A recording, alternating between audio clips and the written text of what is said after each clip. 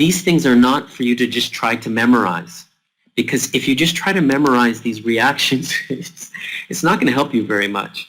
So I'm going to go through with you what you should be thinking about when you're going through these reactions. You know, what should be on your mind so that you're really benefiting from it as much as possible. Okay, so first of all, the very first reaction, as you can tell, a lot of these reactions are based on the carbonyl group, because the carbonyl group is the most important functional group in organic chemistry, certainly at this level. And the carbonyl group is so important because, and these are the things that I think about when you look at this, is that we have the delta positive carbon, you have the delta negative oxygen, so you have that separation of charge that makes this central carbon very reactive for a nucleophile, meaning a compound that desires the carbon nucleus because it's of an opposite charge. All these reactions are based on electrostatics, which means opposites attract and like charges repel. So this is a delta positive carbon because it's connected to two electronegative atoms, so it's a very reactive, it's very attractive for a nucleophilic attack, because nucleophiles are going to be delta negative or fully negative, and so they want something that's positive. So that's one issue. The other issue that makes this very reactive is because there is a double bond here, and for chemistry, single bonds are strong. Having a double bond is stronger than just having a single bond. However, there are two bonds in the double bond. One is very strong. We call that a sigma bond, and that would be the, in this case, sp2 bond coming from the carbon. And the other bond is called a pi bond, and that is a p to p bond. And that pi bond is weaker than any of these sigma bonds. And therefore, when a nucleophilic attack happens, the first bond to break is the pi bond. And that creates a four-bonded intermediate. And because it's four-bonded intermediate, we call that a tetrahedral intermediate. Okay, so those are all the kinds of thoughts. And then you also look at a Cl group that's attached to a carbon. You know this is a relatively weak bond because chlorine is electronegative. It's pulling electrons to itself, weakening this bond, making chlorine a good leaving group. So now, let's start with some reactions. So this type of group, by the way, it looks a little bit like an acid, because an acid in organic chemistry always refers to a carboxylic acid group when you're talking about an organic acid. So that C double bond O OH would be a carboxylic acid. This is not a carboxylic acid. It has a chloride there. So therefore, instead of being called a carboxylic acid, it's called, I'm just adding here an extra 10 minutes to try to get through this, but it's called an acid chloride, this group, because it looks like an acid group, but it has a chloride in where the OH should be. So we call that an acid chloride. Okay, so now looking at the first reaction, we have something very special here. We have a Grignard reagent here. Grignard reagent means it's magnesium with a halide. Magnesium with a halide acts the same way as having a lithium. So this is an alkyl lithium, alkyl group attached as what is called a Grignard reagent. Now, these two groups do identical things, and not for any special reason. It's because if you look at the periodic table, you'll see that lithium is to the left in the periodic table of carbon. Because lithium is to the left, it is going to be partially positive charge, and then you're left with partial negative charge on the carbons. It's the identical reasoning for this, and so we get delta negative carbons.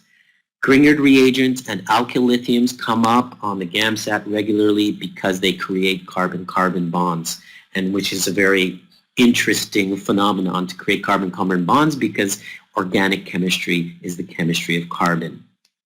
So these R groups will now be attached to this carbon because the R groups are delta negative, and they will attack this delta positive carbon. And yes, magnesium X, and lithium will all be spectator ions in this reaction. They will just observe the reaction and just start associating with whatever is left over.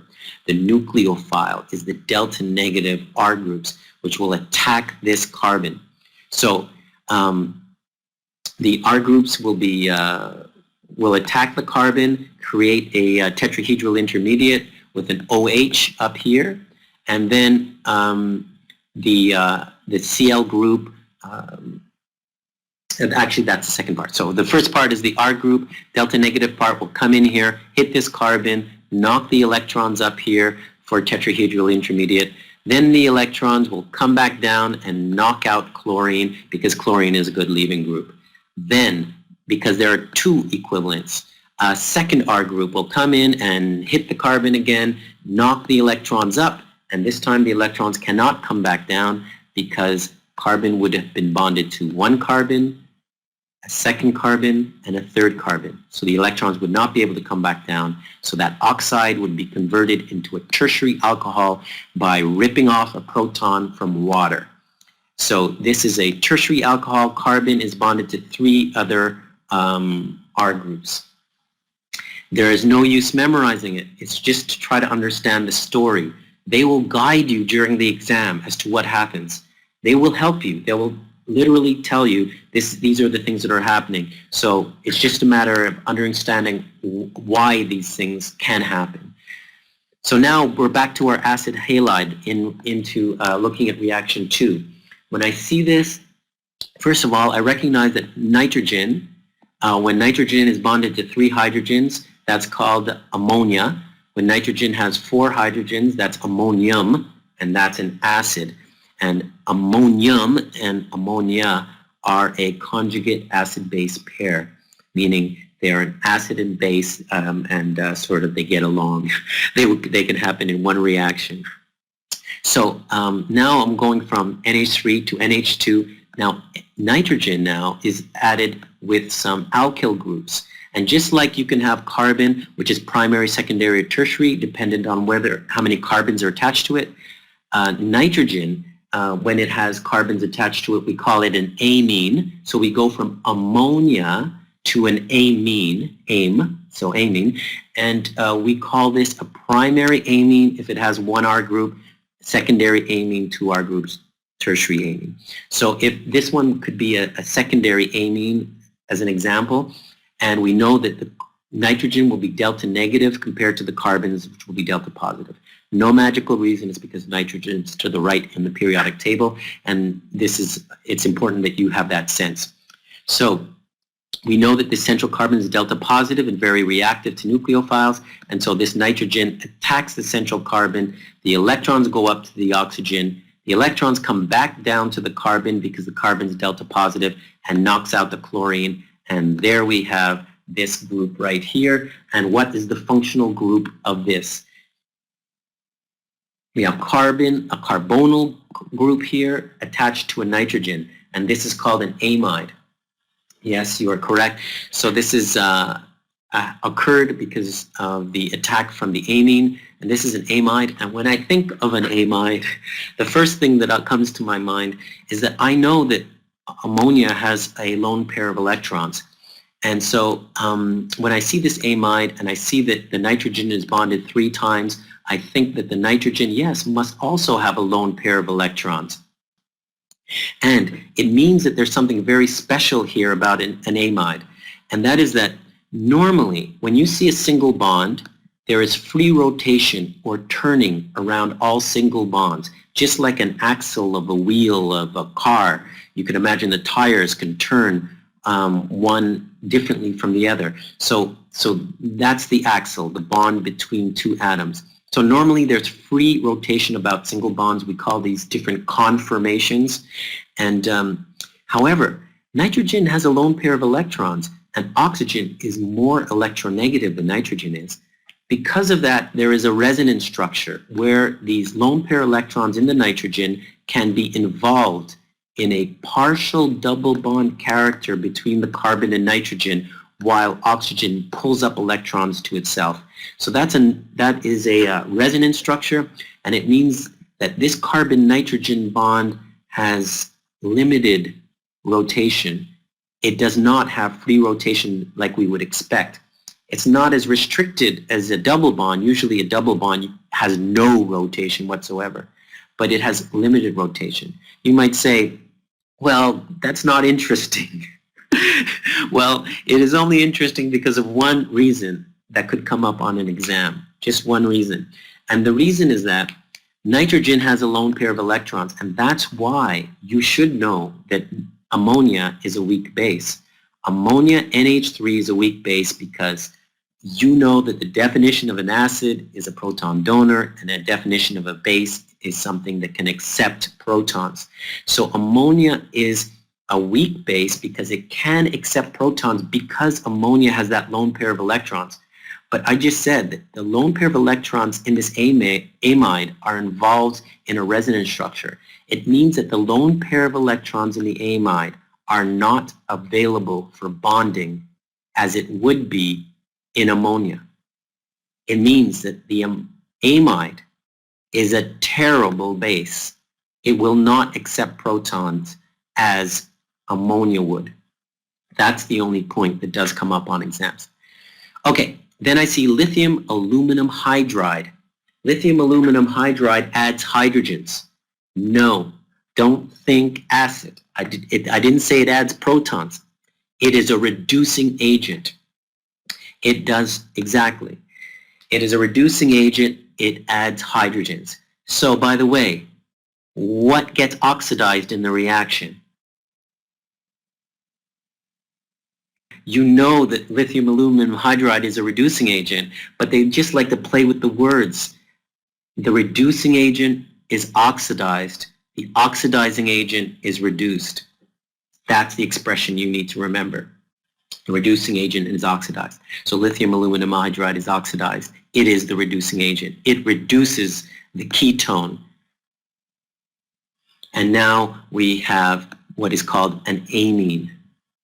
So this is an amine. I already said that this is a secondary amine. There's 2 R groups attached. And so this would be a tertiary amine because there are 3 R groups attached to the nitrogen. And this reduction happened with a strong reducing agent called lithium aluminum hydride. You don't have to memorize these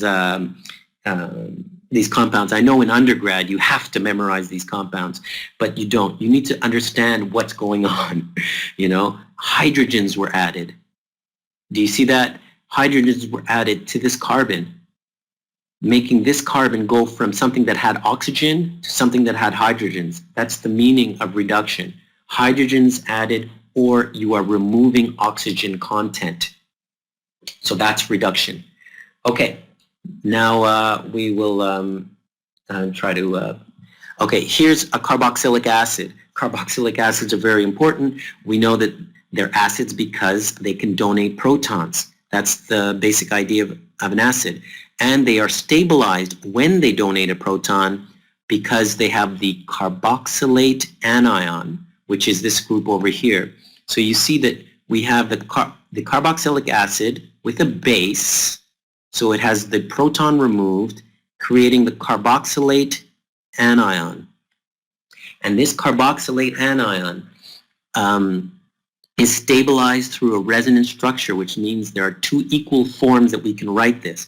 We can write the double bond up here, or we can write the double bond down here with the electron pair there. Because there are 2 forms where we can write it, that means there's a gain in resonance energy, and it means it's more stable. A very common type of question that ACER likes to ask is that you have the conjugate base, because this is the base and this is the acid. So this is the conjugate base of this acid, and this is the conjugate acid of this base. So ACER likes to ask if you add an electron donating group, EDG, or an electron withdrawing group to this carbon, a neighbor, does that make the acid stronger or weaker? So we'll go with the electron donating group. Does the electron donating group make the acid stronger or weaker?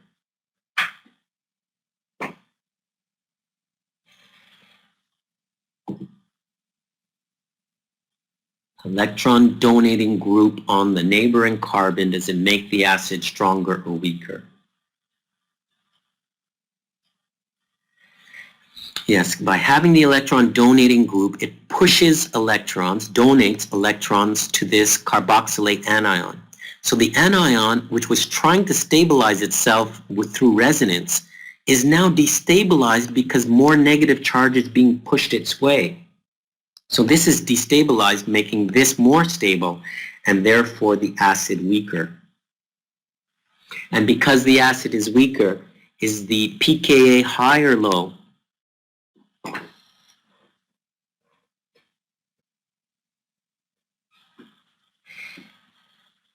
Wonderful, very good. So Ka is the acid dissociation constant. That means if you have a lot of acid being produced, then the Ka is high and then the pKa is low. If you have a weak acid, the Ka is low and the pKa is high. Very important for the exam, that comes up very often. So an electron withdrawing group here withdraws electrons, pulls electrons to itself, stabilizes the carboxylate anion, making the base stronger. So electron withdrawing group would do that. Okay, so now we'll just have to pick up the pace a little bit. So here's our carboxylic acid. These groups can turn them into a acid chloride. The mechanism of the reaction for number 3 you don't need to know, but it happens. And then you have ethanol, ETOH is ethyl alcohol, or ethanol, CH3CH2OH. The delta negative group attacks this central carbon, and then the electrons go up, come back down, and knock out the chlorine. And then we are left with an ether, and this is actually, an ester, and this ester would be called something like, say this R group was not there, this is CH3, that would be called ethyl acetate. If this R group was a hydrogen, it would be called ethyl acetate. I know you're thinking ethanoate, and ethanoate would be the systematic way to name it, but ACER usually will call this acetate on the exam. Okay, so ethyl acetate. And then if you reduce this with this powerful reducing agent, you see that we remove the oxygen content, we add hydrogen content, that's reduction, and we have this primary alcohol being produced. So, and here back to our ester, now we're attacking it with a Grignard, delta negative carbons. The Grignard hits the carbon, makes the electrons go up, comes back down, hits out this leaving group.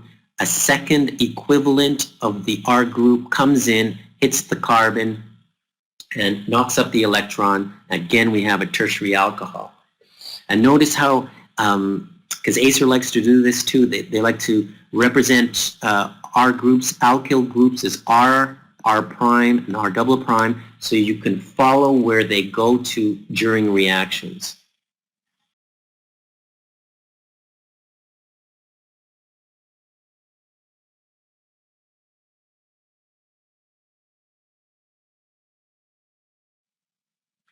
So here's our carboxylic acid being attacked by an alcohol, delta negative hits the carbon, knocks it up, and you can create water as a leaving group, and that's a good leaving group, and then we can create this compound, which is an ester, of course. And here's our carboxylate anion with iodoethane, or ethyl iodide. And the iodine is going to be delta negative, the ethyl group, of course, delta positive. And we see this adding here to the carboxylate anion. And here along the side, along the left side, you see a Grignard reagent being created from a primary alcohol, adding HBr, hydrogen, goes onto the OH, creates water, drops it off, replaces by bromine, which is the nucleophile here, adding magnesium, inserts right here, and therefore we have what is called the Grignard reagent. And Grignard reagent, as we said before, is so special because it makes this carbon delta negative, this delta negative carbon will attack this delta positive carbon, which is attached to two oxygens, and then this helps us create our carboxylic acid group. So this CH2 group is this group here, this R group is this group here. And we also see this group here, this alkyl bromide in NaCN. NaCN, obviously Na is going to be Na+. Just if you've never seen this compound before, just think of NaOH, Na plus OH minus, so then you would have Na plus Cn minus, and Cn minus will therefore be the nucleophile, and so it will attack the delta positive carbon here, and that's how we get what is called a nitrile being created here. And then we take this nitrile and then attack it, reduce it, so adding hydrogens. By adding hydrogens, we reduce it, and then that creates our amine again. And we see that this amine is primary, as it has only one R group attached. And so here we have our alcohol, and this is the classic. This would have made you, once you know this oxidation reduction series, this would make you laugh at those last few questions that Acer gave you, questions 53 to 55. Because here you see how an alcohol can be oxidized, so we're increasing oxygen content, creating this aldehyde, and then we oxidize it further into a carboxylic acid. And then likewise, the carboxylic acid can be reduced to an alcohol. Can also be reduced to an aldehyde, but it can be reduced to an alcohol. So you get this oxidation series, oxidizing by one step to an aldehyde, two steps to a carboxylic acid, and then back again. If this was a secondary alcohol, instead of being an aldehyde here, it would be a ketone. And as we said before, tertiary alcohols would not be oxidized. So we can get primary alcohol being oxidized to an aldehyde and then to a carboxylic acid. We get a secondary alcohol being oxidized to a ketone, but we do not get a tertiary alcohol oxidized. The other thing that I like to think about when I see these series is to remember your nomenclature. So if this was CH3 group, then this would be ethanol. If this was a CH3 group, I know that you might want to call it ethanal, which is the systematic name of naming it. If this was a CH3 group, ethanal, because it's an aldehyde, but it's also called acetaldehyde. So I would keep that in mind because they could use that in the exam. And then here, this CH3 group, if this was a CH3 group, I know you would want to call that ethanoic acid because it's an organic acid, COOH, and it would be 2 carbons, so ethanoic acid, but it is most usually called by Acer on an exam acetic acid, and yes, that is vinegar. And the other one to remember, of course, is acetone, which would be the ketone with 3 carbons. Okay, so we'll just quickly look at the last one, just 5 minutes. Here, center your eyes here in the middle, because we start here with an aldehyde, and we see if we add sodium and CN, the CN again becomes the nucleophile, attacks this central carbon, knocks up the electron, weakest bond breaks, and so we have this alcohol here. And when you add ethanol with acid, because the acid is the catalyst, it will tease these electrons up onto the oxygen, juicing up this carbon, making it very attractive to the delta negative oxygen, which will attack it. And then this makes what we call an acetal. If you add 2 of these equivalents, it makes an acetal. If you only add 1 of these equivalents, it makes half of an acetal, which is called a hemiacetal. It's not that you would have to memorize that name at all, but it's just the idea that, oh, we have a delta negative oxygen here. It will attack this central carbon, weakest bond breaks, goes up to here, and then you would have an OH group as an intermediate. And then going off to the left, Here again, we have a Grignard reagent. So that means we have a delta negative R prime group. So the delta negative R prime group will attack the central carbon. So here's the delta negative R prime group having successfully attacked the central carbon. And then the weakest bond broke, electrons went up to the oxygen and took hydrogen from the solvent. And then here we have our secondary alcohol. And then by oxidizing the secondary alcohol, as I already mentioned earlier, that can create a ketone, for example, acetone, which would be called propanone. And that would be if this was a CH3 and this was a CH3. Then attacked by a Grignard reagent again, which is delta negative R double prime, and that delta negative R double prime attacks this carbon, electrons go up to the oxygen, and now we have a tertiary alcohol.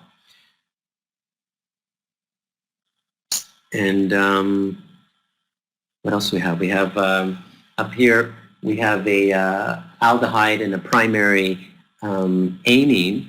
We have a primary amine here, primary because there's one R group attached to the nitrogen, secondary if it's 2, as we said before, and tertiary if it's 3. And so this primary amine, so the delta negative nitrogen, attacking the delta positive central carbon, the electrons going up, and so we have the R, we have the C, we have the nitrogen, and the oxygen. You would need to have some hydrogen. The oxygen ends up leaving as water, and so we are left with a compound here with a carbon double bonded to a nitrogen, carbon double bonded to a nitrogen, and this is an amine.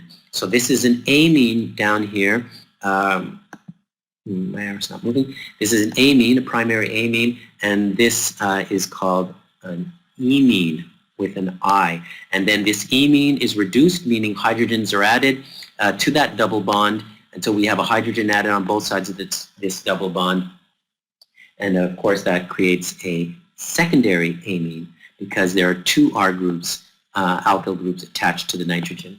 And I think that I remember that there's a lone pair of electrons on that nitrogen that is available for bonding, so that can be acting as a base as opposed to an amide where the lone pair of electrons are involved in a resonance structure, as I described just before. Is reaction 31 a reduction reaction? Let me find 31, please. 31. No, 31 is not a reduction reaction, because a reduction reaction is that you're adding hydrogen content, and that really doesn't mean that you're adding a single hydrogen. Usually it means that you're adding 2 hydrogens, and you're not adding a proton. It's not a proton, because a proton, that's an acid-base reaction. If you're adding a proton, it's an acid-base reaction. And consider this. This R double prime is attacking the central carbon and sending the electrons up here. So then you get a tertiary oxide with an O negative. Then you're doing an acid-base reaction by adding a hydrogen to it. A proton, though, a proton. So that's not called a reduction.